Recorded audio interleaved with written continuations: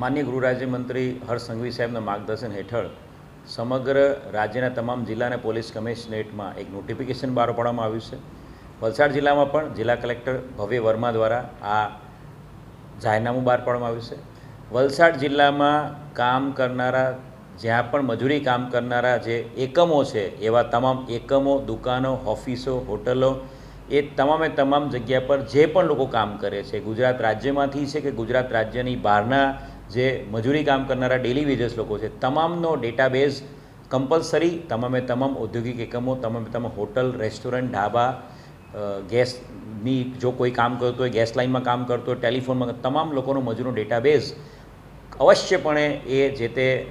ઓનરે રાખવાનો રહેશે અને એ તમામનો ડેટાબેઝ તૈયાર કર્યા બાદ એમણે પોલીસ સ્ટેશનમાં પણ આની જાણ કરવાની રહેશે।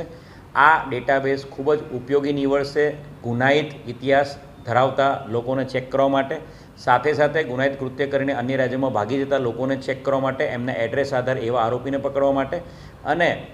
આ